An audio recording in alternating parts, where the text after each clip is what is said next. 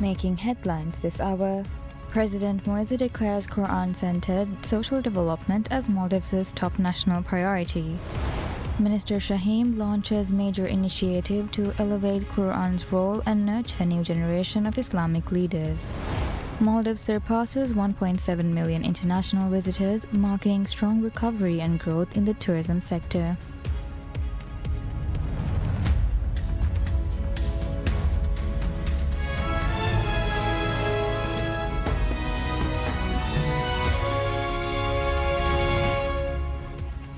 Bismillahirrahmanirrahim. Assalamu alaikum and welcome to PSN News in English with me, Minha Maroof. President Dr. Mohamed Moise announces a sweeping recalibration of national priorities, declaring that the cultivation of a society grounded in revenue for the Holy Quran constitutes the Maldives' foremost developmental imperative. Addressing the award ceremony of the 37th National Holy Quran Recitation Competition, the President asserted that moral and religious advancement must supersede material progress. He said the administration has formally designated the Quran Recitation Competition as a top national priority, a decision intended to strengthen religious affairs and facilitate progress in that domain. This commitment was reflected in the awarding of substantial prizes to students recognized in this year's competition. President Moise described the initiative as a significant beginning in fostering a Quran-loving society. Calling for a collective shift in educational and institutional focus, the President urged parents, schools, government bodies, and private organizations to prioritize the upbringing of children who recite the Quran with precision, melody, and reverence. He advocated for the development of a generation that not only seeks to recite the Quran but regards its study as a source of pride. He drew a philosophical distinction between physical infrastructure and authentic societal progress, arguing that religious mandates must form the foundation of national stability. The President linked national peace and prosperity directly to religious observance, warning that neglecting divinely mandated priorities would undermine both. He stressed that the nation's stability depends on adherence to spiritual obligations. He also sought to embed this moral framework within the national ethos of competition, stating that Islam encourages striving in virtuous deeds. Concluding his address, the President acknowledged that national transformation must begin at the individual level. He said genuine change requires internal development of thought, philosophy, and action.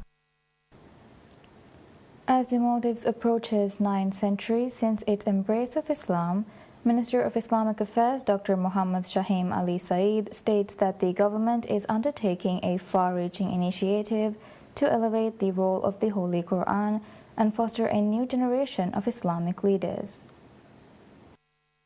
Minister Shaheen said the program, spearheaded by the Islamic Affairs Ministry, sets out long-term objectives that extend into the next century and signals a renewed national commitment to religious identity and Quranic scholarship. The announcement was made during the award ceremony of the 37th National Quran Recitation Competition, where Minister Shaheen described the initiative as a foundational effort to reinforce the country's Islamic creed. He noted that under President Dr. Mohamed Moise's administration, the Quran has been accorded a level of national priority not seen in modern times. Central to the initiative is a set of quantitative targets for religious education. The government intends to train 500 Huffaz, individuals who have memorized the entire Quran, by the end of its current term. This marks a significant increase from the 24 certified last year, with a near-term goal of 50. In addition, the ministry aims to prepare 1,000 young Kutaba or Islamic preachers to ensure the continuity of religious leadership and to carry the Maldivian creed into the next century.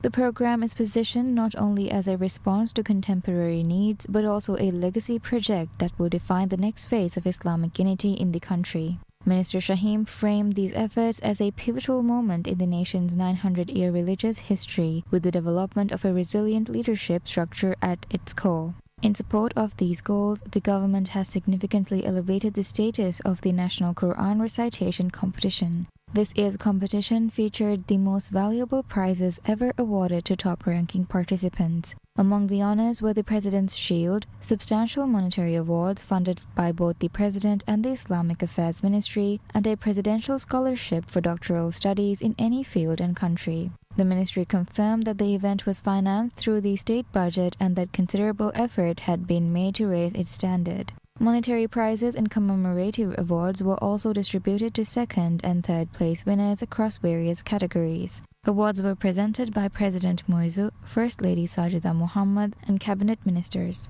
Among the top recipients were individuals recognized for excellence in Quran memorization, recitation from memory, and reading from the Quranic text. To ensure the sustainability of these efforts, the ministry has established a dedicated Waqf fund for the Holy Quran. Minister Shaheen elaborated that this fund will cover tuition fees for Quranic classes that previously required payment, expanding access and embedded long-term support for Quranic education within the national framework.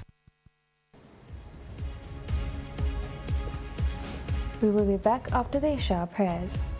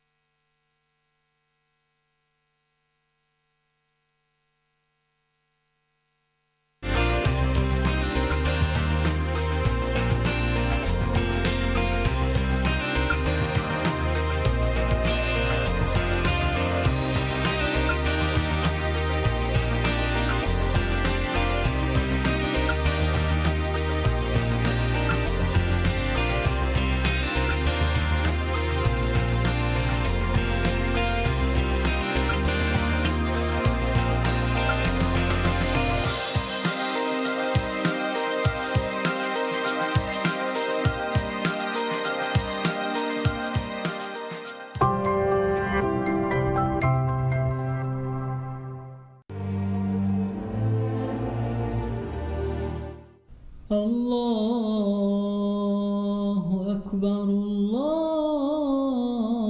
الله أكبر الله أكبر الله أكبر أشهد أن لا إله إلا الله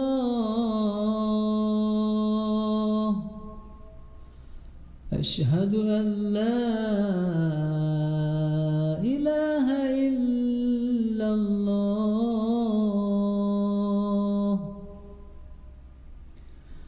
أشهد أن محمدًا رسول الله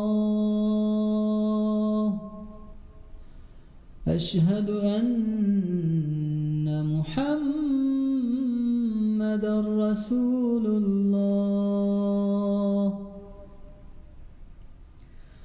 حي على الصلاة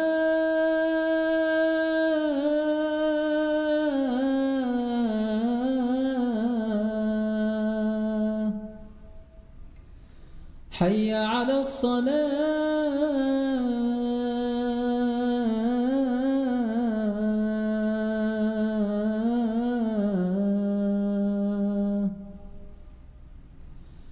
حي على الفلاح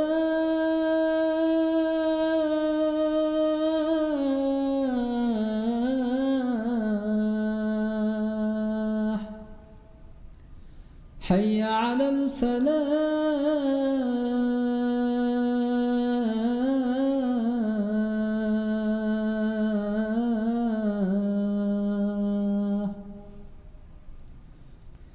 الله أكبر الله أكبر لا إله إلا الله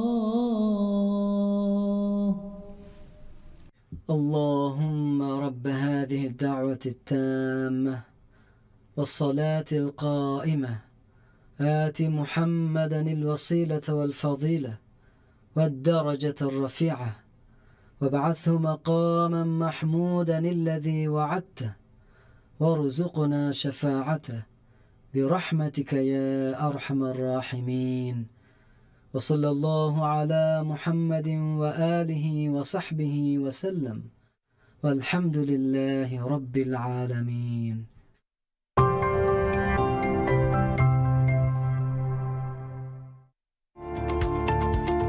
ವ್ಯಾಪಾರಿಯ ಫೆಶಮಕಿ ವರಗಿನ bike ಕುರ ಉಮ್ಮಿದೆ මෙම කුඩයිරුස්සුර අනේ උපදුන ප්‍රශන්න මේ ඉන්ඩස්ට්‍රීග හම අමිල්ල ව්‍යාපාරිය ෆෙෂන් කාමියබ් කමයක ව්‍යාපාරිය කුරුමකි හුනර වරගින මිහුම් බුණාන පෑසයි මියන් එව බේනුවේ passion එනුන් එබ්බස් කම මිය කස බේනුව අස්ත ව්‍යාපාරි wedding programme ගම ගෙනස්තේනි ව්‍යාපාරිගේ ෆන්නි අද ඉල්මි ලෆා තජ්රිබා කුරමුන් එලිබේ තජ්රිබාගේ මච්චක් ෆුලා කුරමුන් එන්දියුම් අවඩ දෙන්නේ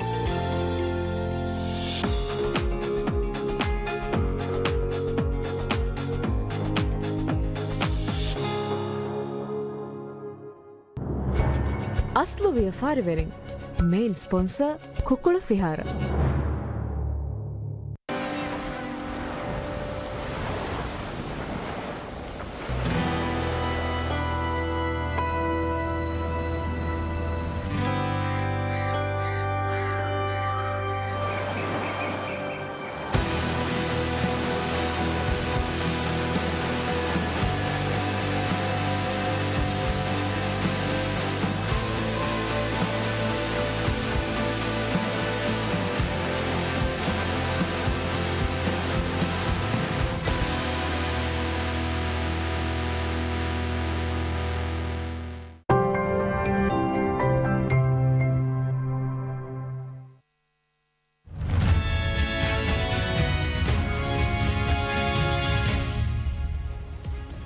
Welcome back to PSM News in English.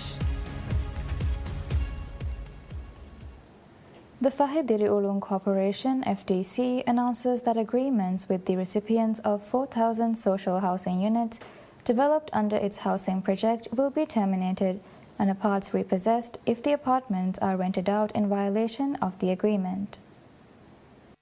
The announcement was made on social media by Hamdan Shakil, the managing director of FDC, amid reports that some recipients have listed their social housing flats for rent. The 4,000 housing units developed by FDC are currently being handed over following the completion of finishing works. So far, the FDC has handed over flats to 78 individuals.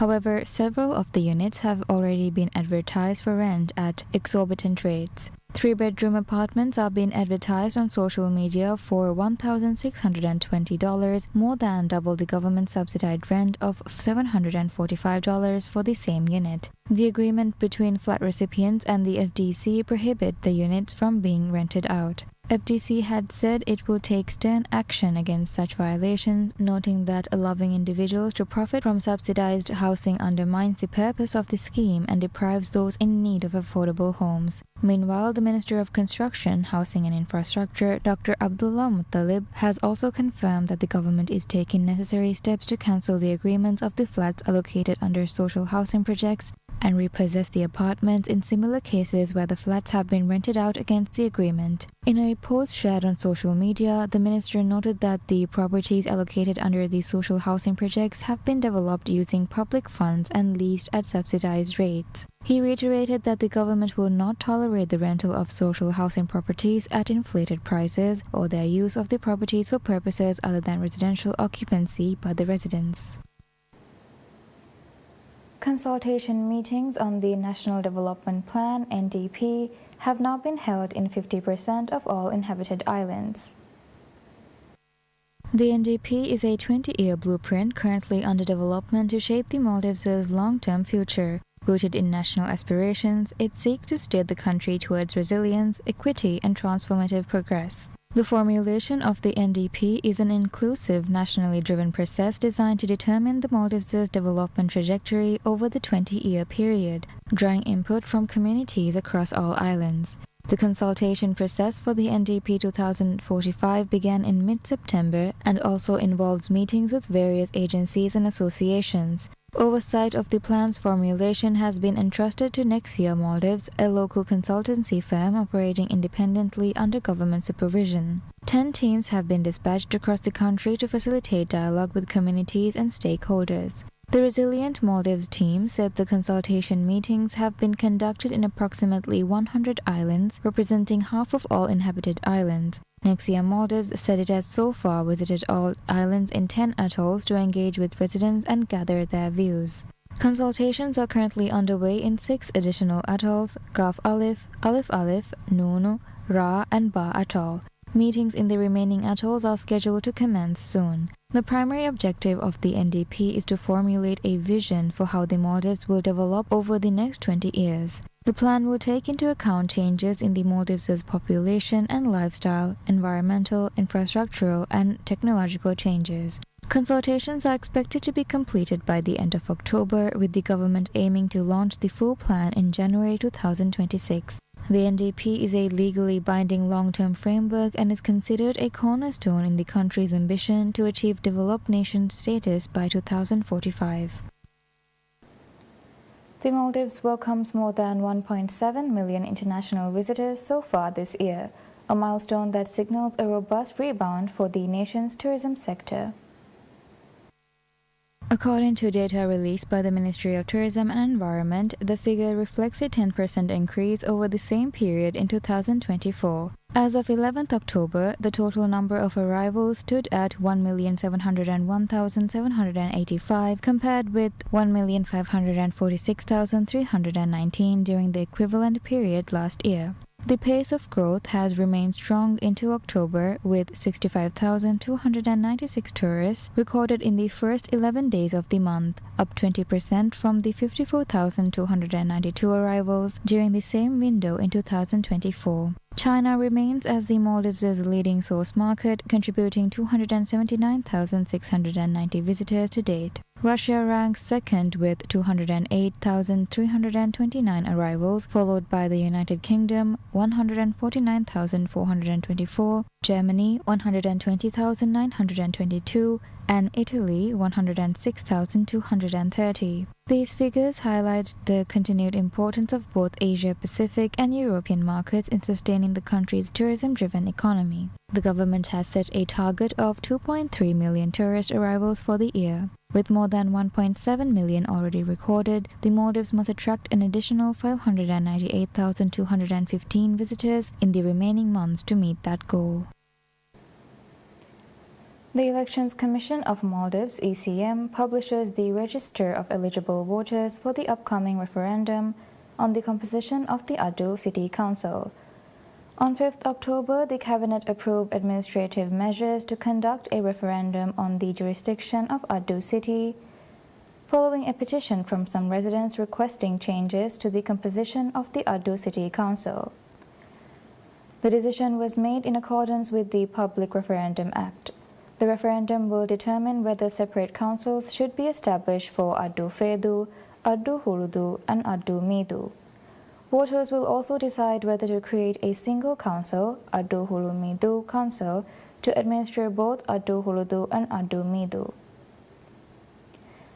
The ECM has scheduled the referendum for 25th October and has now released the list of eligible voters, opening it for complaints. A total of 9,557 individuals are now included in the voter registry. The list has been published in the Government Gazette, on the ECM's website, and at ward offices of Fedu, Huludu, and Midu. The national courier Maldivian announces special promotional fares for round-trip flights to the Indian cities of Cochin and Trivandrum.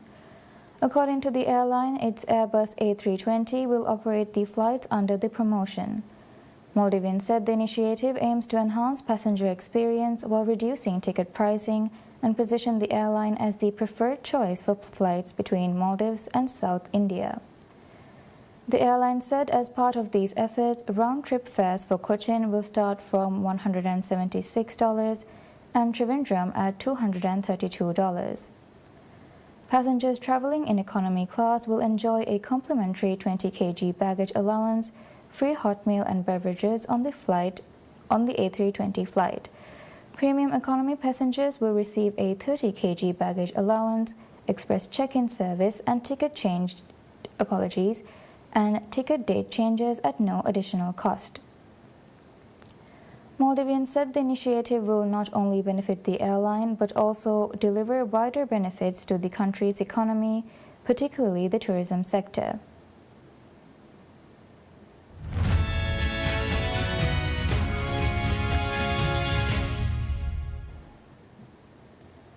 Many Bangkok residents flocked to gold shops in the Thai capital's Chinatown amid the price surges, with most saying it is the time to buy and invest as gold prices are likely to keep climbing.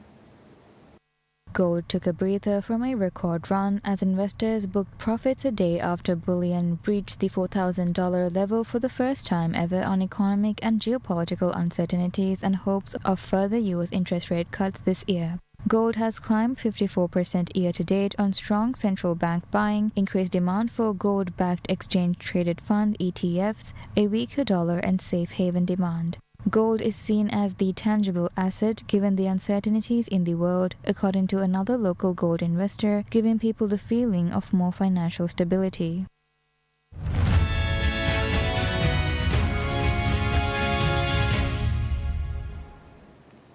Displaced Palestinians continues to move north through the wastelands of Gaza City and Wadi Gaza, trekking by foot, car and horse-drawn carts back to their abandoned homes, as a ceasefire between Israel and Palestinian group Hamas appeared to be holding.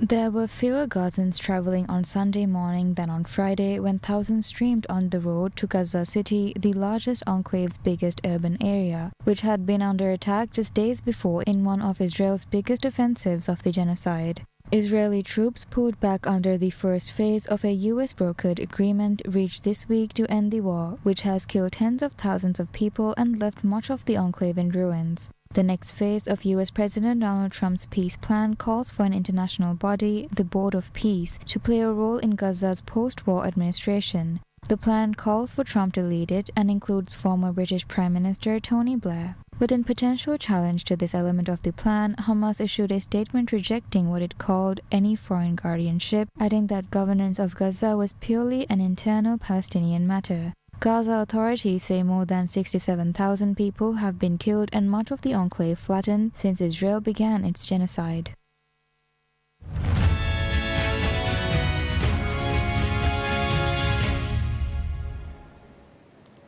Serbia coach Dragan Stojkovic resigns following a 1-0 home defeat to Albania in their World Cup qualifying clash.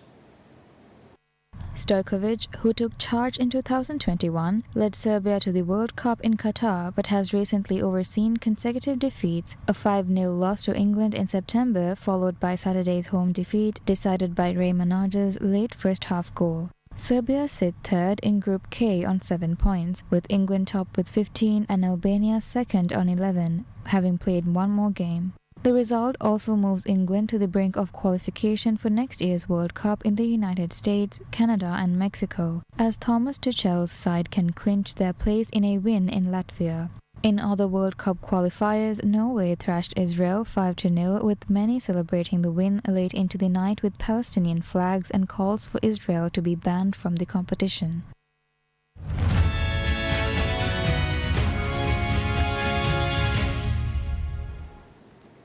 A once secret passageway in the Colosseum, named after the fearsome ancient Roman emperor who features in the Hollywood blockbuster Gladiator, opens to the public for the first time. The so-called Commodus Passage allowed emperors to enter the arena and watch gladiator fights and other spectacles without mixing with crowds. It was cut through the Colosseum's foundation between the end of the 1st century AD and the beginning of the 2nd century AD in an addition to the original design. And this place was known as the Passage of Commodus. Commodus became very famous after the film The Gladiator because he liked to fight with the gladiators. So when the passage was discovered at the end of the 19th century, as in the chronicles is said that Commodus had somebody tried to kill him in an underground passage. So this was very easy to make a match. The Colosseum was inaugurated in 80 AD. The corridor was discovered in the 19th century and linked to Commodus because historical chronicles say he survived an assassination attempt in an underground passage. It once had marble walls, later replaced with plaster decorated with landscapes, the Colosseum Archaeological Park said in a statement. It also had stucco work showing mythological scenes on the wall, and representations of arena spectacles including bear fights with acrobats in niches at its entrance. Some traces of the decorations remain, but very damp conditions in the underground passageway have made conservation a struggle. Nazaro said, nevertheless, visitors will be able to have an idea of what it looked like in antiquity thanks to a virtual reconstruction shown in a video. That's all we have for now. Thank you for watching. Wish you all a pleasant day ahead.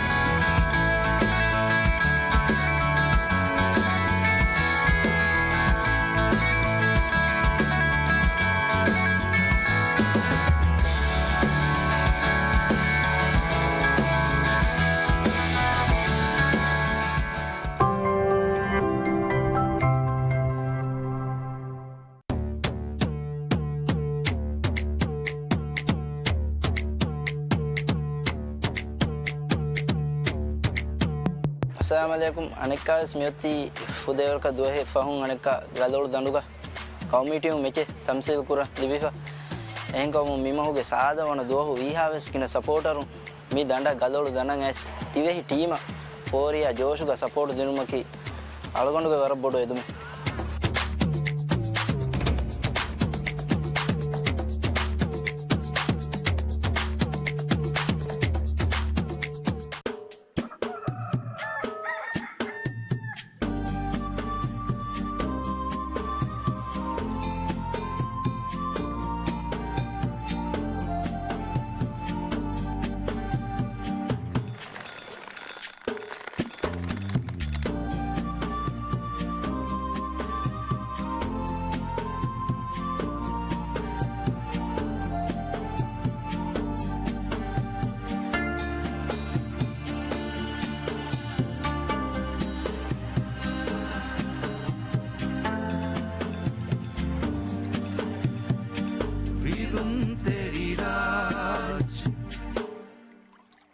अलगोन नाम की ज़िला अलगोंडा की कुरी का basketball कुलुंते रे मिहार coach है base में दें बास्केट कुलुंगे रोगे अब तो इस वारा मुहिम का में दें सेहत रंगला मेंटेन करूँगा एगो तो अने दुम्पतु के इस्तेमाल करूँगा सेहत नोरका वाकंता तो वारा बड़ा दुर्गौले नहीं हम प्रोफेशनल को एमी है के कैरियर कुलीवरोगे बिना कुरम बैंड में या वी है बड़ा का दुम्पतु के इस्तेमाल करूँ